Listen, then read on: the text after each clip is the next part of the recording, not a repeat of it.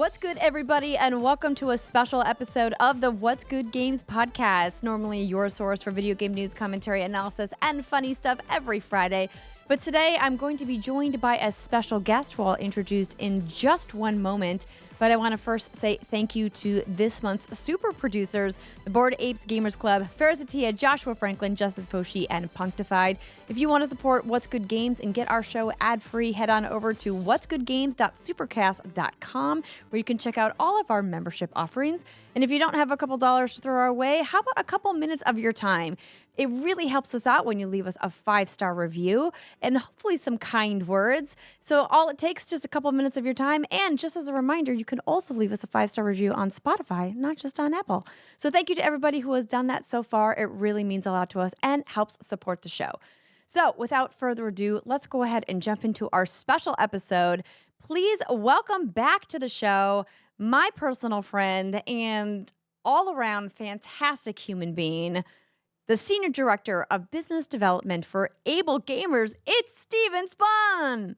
Hey, how's it going, Andrea? Hey, it's so good to see you. What's good, Steve? I'm so glad that we were able to get together and chat today. Yeah, I'm super glad you can make time for me. I know it's super busy schedule on your side, but I left my 5-star review, so I hope others do too. Well, I thank you very much. I really appreciate you doing that. And I always have time for you, Steve. You have been a busy guy. It feels like it's been an egregious amount of time since you and I last spoke, and I apologize for that. You know what? You and I always talk about how you're labeled as the busiest woman in video game showbiz. So, it's you're always all over the place, so am I, but it's always because we've got so many cool things to share. And, what a great industry it is to work on in sometimes. Absolutely. And speaking of cool things to share, one of Yeah. the reasons why we're doing the show when we're doing it is Mhm. because you are spearheading year 2 of the Able Gamers Gala, which is happening so soon, April 6th, which if you're listening to the podcast on the day that it uploads, that's tomorrow. Yeah, April 6th will be the second one, and we're celebrating 20 years of Able Gamers. In this industry with, turnovers and shenanigans that goes on, sometimes this can feel like a dark place to work and a dark place to be. And we really wanted to turn up the light this year and talk about how, sometimes we can come together and do some good for the world. 20 years as a nonprofit is a really hard thing to do. You've known me for a long time. I'm not somebody who loves bragging about myself or the organization, but I do want to say how proud I am of the team. We have some amazing people working for us, helping gamers with disabilities be able to play the video games we all love. And just thanks to the support of your listeners and many around the world, we continue to be blessed to be able to do this every single year. And that's what we're coming together to celebrate on April 6th. That's amazing. And kudos to you. You got that spiel down. You've been doing your media training. I had a really nice friend who once kicked my butt in various ways and taught me how to do this the right way. And now, thanks to her guidance, I'm not too shabby at this. I think you're crushing it. You're doing a great job. Thank But you. I don't want to get too far ahead of myself. I know that a lot of Okay. people who Yeah. listen to our show know who Mhm. you are and know who Able Gamers is, but we do have some new people who joined the podcast not too long Yep. ago. So I would love, before we jump into what the gala is all about and what you guys are doing for the gala too this year, to talk a little bit about like who Able Gamers is as a nonprofit and what are some of the top things that you guys are working on right now.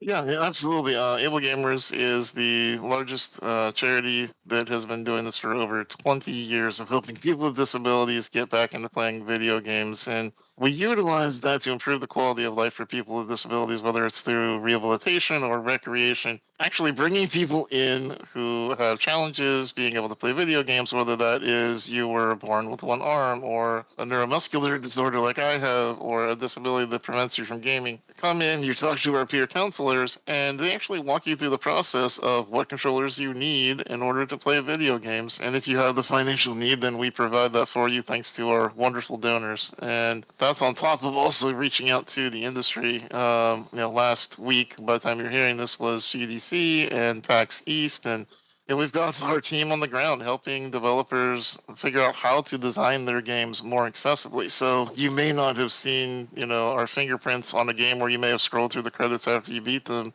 where there's accessibility options, and a lot of those are thanks to our programs like APX that you can check out at accessible.games for any of you developers out there listening. It's a free resource that just teaches you how to design with people with disabilities in mind. Back when Andrea and I started doing this, I used to say there's over 43 million players with disabilities in America alone. Now it's closer to like 52 to 55 million. The number keeps going up every year as we get older. There's more people who have more disabilities, more challenges to face. And AbleGamers has been there for 20 years and will continue to be there, providing assistive technology free of charge to those of you who need it in order to keep playing the games that we all love. That is such a wonderful, like, succinct way of saying all the wonderful things that you guys do. Like, you and I first met at PAX East, I believe it was Mhm. 2012 or Yep. 2013. We are that old. So Yep. quite some time ago. And that's when I first learned about the work that you guys are doing. And I love that not only has your work expanded in the ability to give hardware to people so that they can, play games physically with the different consoles and PCs that are available, but also the software teaching and training and educating that you guys are doing for developers to say, hey, do you want to make your game accessible? Let's talk about how we can help you do that and all the different ways that you can think about it during the development process. Because I know you and I have talked multiple times about how it's way easier to make your game accessible if you start from the beginning than trying to patch it in at the end. Yeah, exactly. And for a lot of times too, back 12 years ago when you and I met, this was something that people kind of shunned away from. You remember the one question video where I had someone literally laugh at us and walk away when all we did was ask if you've ever thought about people with disabilities. And we've come a long way as an interesting, as an industry, 10 years plus, changing things, making things more inclusive so that everybody can play games. I don't think there's anyone out there that can argue that we shouldn't be able to share these games with everyone we can, and everyone who loves to play should have the opportunity to play the game that they want. And I think there's been a lot of good conversations that have happened and how to do that right. And it takes a lot of effort. I'll be honest. We had to expand to helping devs, to helping players, because there's so many sides of playing video games. One side wasn't going to cover it, and that's really what we're coming together to celebrate at the gala. Is people like yourself who have been supporting us for literally almost a decade and a half, and all the fans around the world who have been supporting gamers with disabilities as we make this more and more of a normal quote unquote thing to play, even if you have a disability. That's fantastic. You know what I was thinking? I was like, I wonder what Steve's like highlights of games that have been accessible have been over the last year or two, because I love that the Game Awards as one example. Obviously, there are multiple award shows here in the video games business. Has an accessibility award now, and the conversation, as you mentioned, is feels like people are finally like just acknowledging that this is just going to be a regular part of the conversation going forward, and that's something we all should be thinking about. Are there standouts to you, either studios or specific games that you are particularly excited about, or you're like, hey, that's a really cool thing that that studio did or that that game did? I'm excited about the games, but I'm also excited about the progress that the developers made. For example, Street Fighter 6 had a great mode that a blind gamer can play better now because of the audio cues that are included that really not a lot of fighting games include. Baldur's Gate 3, everybody and their grandma played and loved, and is very accessible. Even if you have low stamina, you can't click a lot. It's hard for you to stay into a game for a long time. Easily pausable. You can walk away. Diablo 4 arguably had good accessibility, but not great accessibility. But they have an email that you can reach out to in order to ask for what you would want and what you would need. And that's a sign that not only are they trying, but Blizzard's actually listening and saying, hey, we know we didn't get 100% of this right. What can we do better? And I think as long as we keep those communication lines open, then I won't have to sit here and list out games that are the best, because each studio will have their own avenue of listening to the fans and what they need in order to play the game just like anyone else. Then the devs will be able to work on it. Oh, I see what you're doing here. You're like, I'm not picking my favorite child. You can't make me. Say one. I have made enough people angry with my with my I'm not a huge Baldur's Gate fan take, so I'm not gonna go down that road again. I will say I think the standout for me from our mutual friends was Thirsty Suitors. Man, I like that game. Good accessibility, good gameplay, good message, wholesome. I really enjoyed it. What an excellent call out. Yes, that game was fantastic. I still need to finish that game. Haven't finished it yet, but story of my life. I don't think I'm finishing I most was gonna say, games these when's the last time days. you actually finished the game, Andrea? I just blame everything on my small human. She's Yeah, taking almost every ounce of energy I have weird. these days. But Weird how they do that. I wish somebody would have just explicitly told me. They tell you, but they don't really tell you. They like are like it's hard, and I'm like, yeah, but that's such an understatement. If only they would have But it's all explained right. that It's I'll for the never it's for the sleep good of again. humanity. We gotta raise little ones because somebody has to make my spicy chicken nuggets for me when I'm Right? older. I And it's mean, gonna that's be what her. She's gonna do it. ensure chicken nuggets for your future, everybody. That's the 401k you really need. Hey, at least I'll be full, right? Yep, right. Got Like to it. get the protein in. Okay, Steve, I would love to talk Yes. now about what's happening with Gala too. So Yeah. last year was the first Gala. I was very happy Mhm. to purchase the big bundle that you guys had with your partners, Logitech, Mhm. and got some cool gear. And we gave some of it away Mhm. to the What's Good Games community. You guys had a really awesome turnout. It was a huge fundraising Yep. event for you. And so you guys were like, wow, we obviously have to make this a regular thing now. Gala Obviously, yeah. Tuesdays. Yep, coming back for a second year. We had to celebrate the 20 years, of course. And then, after we do two, we might as well just keep doing it. So I mean, who doesn't love a good party? it was a great party. It was a lot of fun. I hope that you and your audience enjoyed what you got to see from last year. It was a 6 hour event, and what I kept telling people is the great part about it was you didn't have to stay for the whole time. It's different than a convention or a regular gala where once you join, you're there. Like you can dip in and check it out and dance to some music and meet some friends, and then dip out if it's too much. There's a lot of advantages to having this virtual environment that you can walk around in and play in and enjoy all of your friends without having to feel like you're trapped in an environment forever. You just log in on your computer or your phone, and then imagine Stardew meets Zoom, where you log in, your camera's live, your microphone's live, you walk up to someone, you say hi. That seems incredibly easy. So for people who are listening on podcasts and not watching the video Yep, that I have going at youtube.com/what's good games right now, the gala actually takes place like in a virtual space. yep. Like he said, you log in like through your web browser or through your phone, and you can create a little avatar, and you then just kind of get to like walk around and say hi to people, which is awesome. And you guys do have a live stream video component as well, correct? Yep, we'll be live on twitch.tv/AbleGamers the whole time, broadcasting with our amazing host, Maggie. She's going to be working with the DJs and talking to people and interviewing just like any good telethon host would do while people walk around, play games, socialize. There's booths where our sponsors are at, where they're showing off their cool things. And my most proud feature is nobody there sells anything. They're all there. All the sponsors are there to provide content and ask people what they want, what they need, and how they can help. We made sure to make sure that everybody there is there for the good of the community. You're not going to get hard sold on the next greatest mouse. You're going to be asked, what can we do to help you enjoy gaming better? Did you guys get any surprising answers last year? To the gala just happening.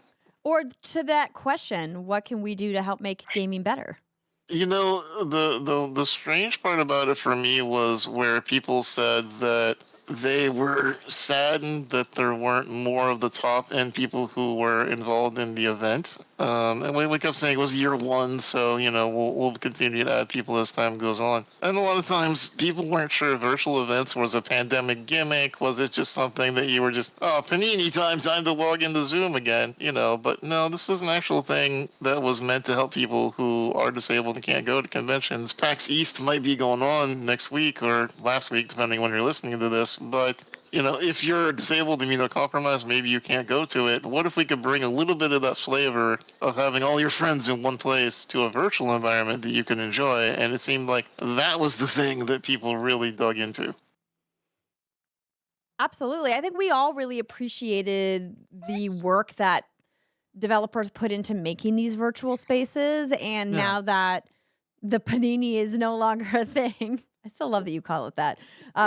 We are like, why would we get rid of these things? It's still convenient and turns out a heck of a lot cheaper than traveling Yeah. these days. Because, oh boy, Oddly enough. it is expensive now. I do want to show people who are watching on YouTube a little bit of what the Gather Space is, but before we do Yeah. that, I do also want to kind of talk about what's happening this year at the Gala. So we have Yes. this like splashy landing page that you guys have, and people can go Mhm. here and get their tickets. And when they buy their tickets, there you guys have a couple of different options for that right now.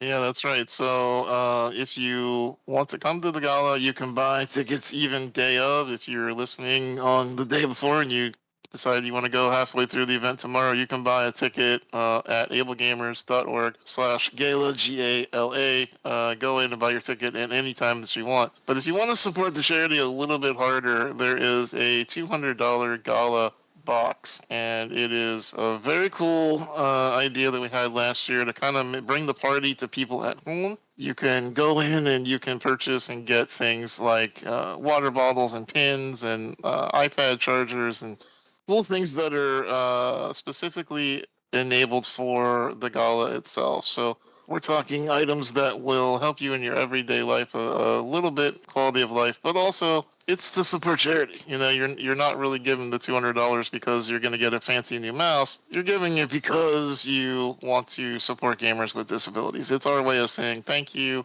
Here's a cool item provided by our sponsors, and we've got some pretty cool ones this year. We got our friends over at Digital Extremes new coming in this year. We have Voodoo Ranger back again, Logitech back again, Streamlabs back again, Twitch back again. So and the list goes on of these really cool companies that just want to provide a good experience for everyone and remind everybody that you can have a good time while still being safe. I loved the little light box that came in Yeah, the pack last year. I still it's cute, have right? it. It's actually on the What's Good Games set right now. I love that. So it's back there because I used to have it behind me here, but I could never turn it on because it was so Mm, bright yep. that my camera lens couldn't see the letters on it. So I was like, Mm. okay, on the big set it goes.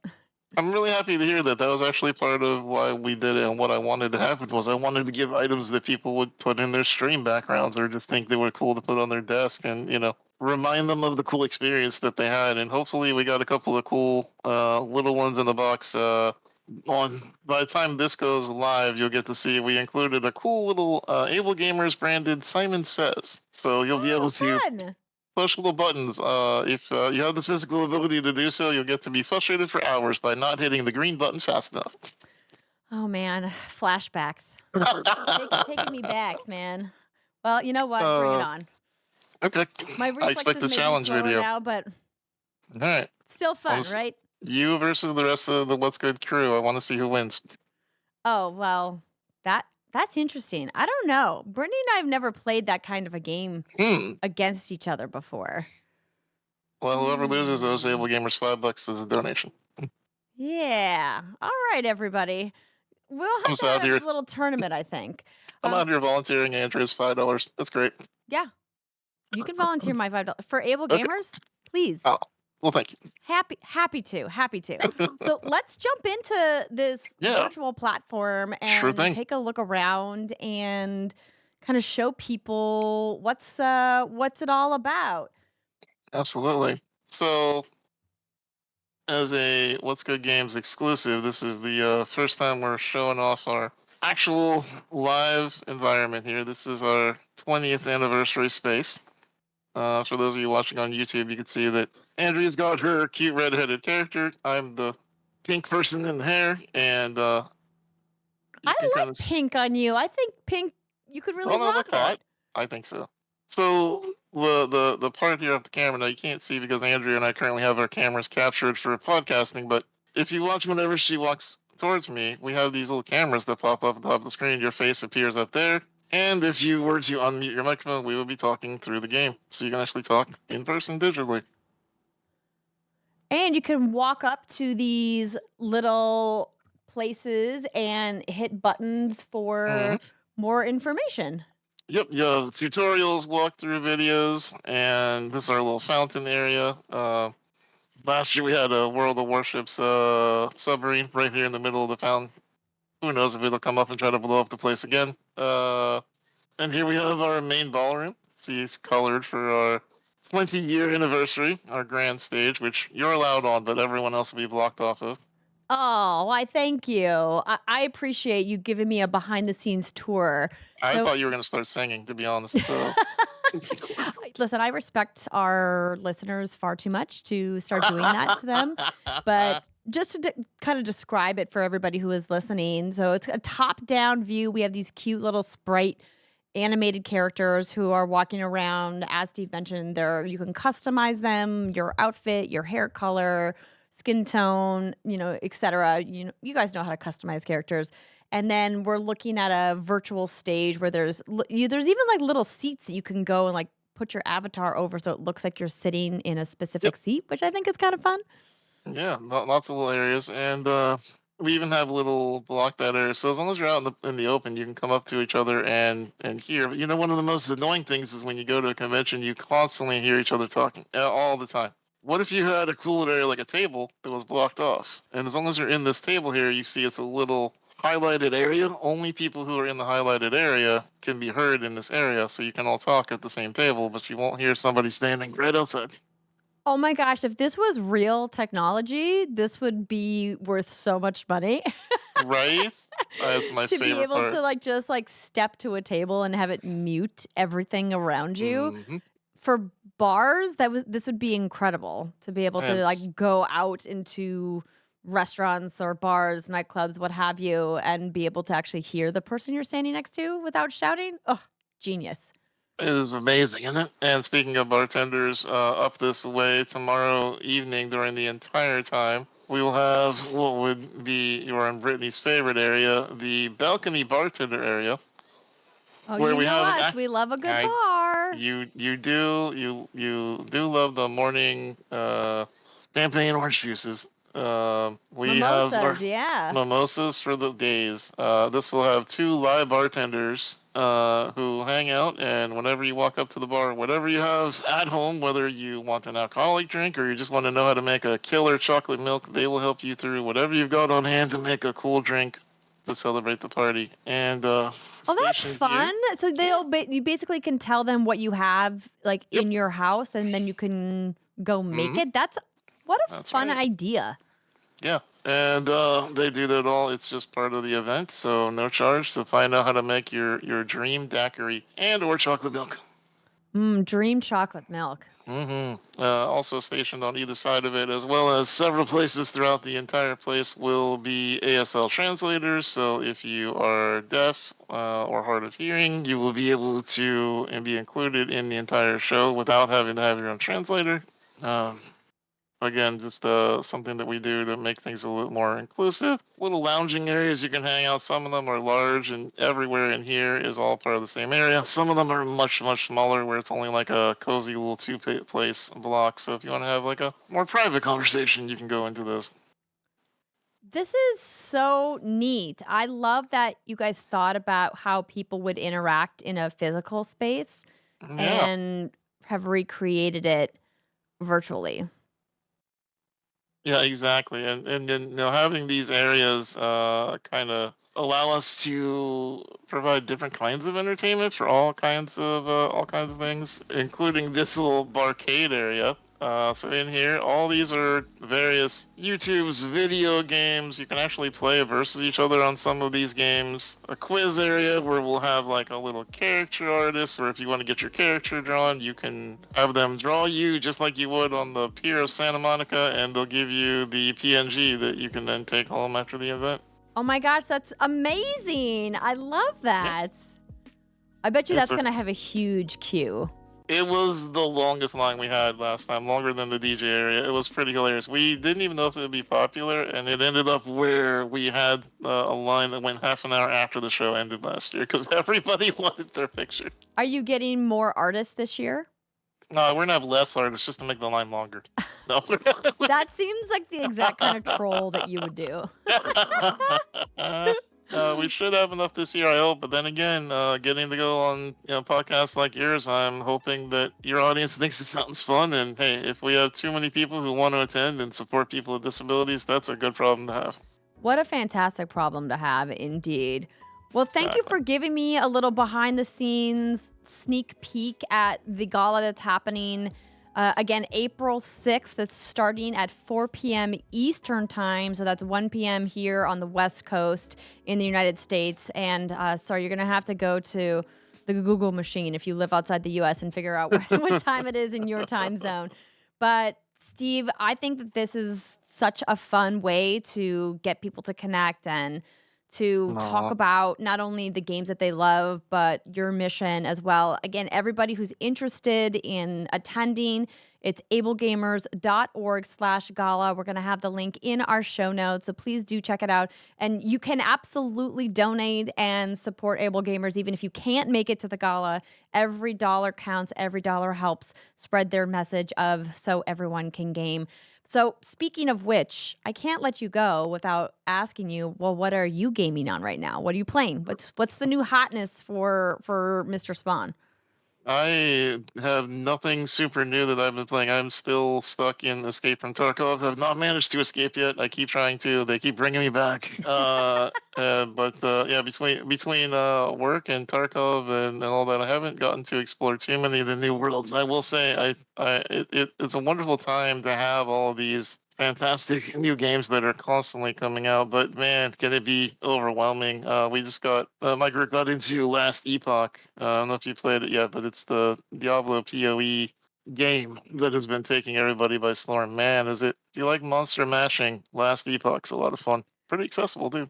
No, I haven't gotten to that yet. As you are very much reminding us all, there's just too many video games, but I have spent some more time in Helldivers 2. Which has been just really silly fun. You've been spreading a lot of democracy. That's right, for democracy. Well, hopefully we can get some liberty up in here. Yeah, I would love that. I haven't even seen the the robot enemies yet. I've heard that they're not pleasant to battle against, and so we've just been doing a lot of like bug squashing on the runs that I've done, but so far it's been pretty fun. I do wish they had more armor customization options like shaders or different sets. I would throw more money at that game if they had, pink armor, for example. Is that very stereotypical and you could have guessed that? Yes, but do I care? No. Yes. I mean, hey, there's nothing wrong with paying $1 or $2 to get some pink hair. I'm all for it. Right? See, you're going to do it. You're going to dye your hair pink. You should do that for the gala.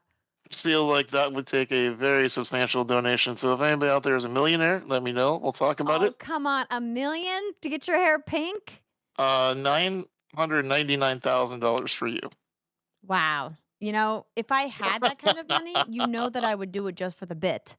Hey, I mean, we invited a lot of very cool influencers, from your crew to a lot of our mutual friends to come by and you never know who's going to be there hanging out and might show up and drop $999,000. Well, you have to put it out into the universe. As I like to say, one of my life mottos, you can't get what you don't ask for. Please, Lord, let me have to dye my hair pink because someone dropped $999,000. Listen, I think if you're going to get that kind of money, you have to shave your eyebrows too and then dye your hair pink. Well, I like the levels of our friendship here. I volunteered your $5. You volunteered my eyebrows. What the? For almost $1 million? Well, you know what? I was about to be like, yeah, I would do it, but then again, I forgot. I've already done this once, so maybe I should be careful what I wish for.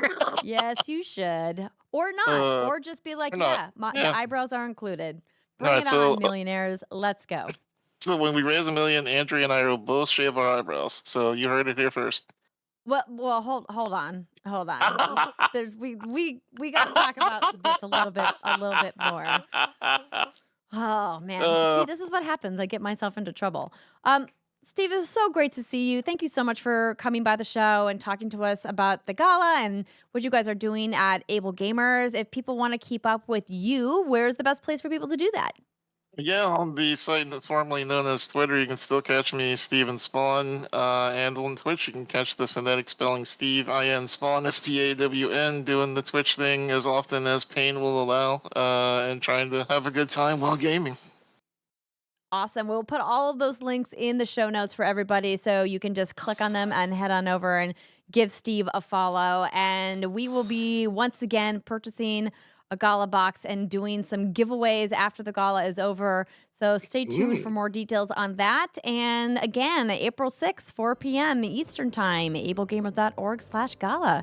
All right, Steve, I hope you have the best time and fingers crossed for that Millie to come in. Let's go, pink hair. Let's go. All right, bye, friend. Bye.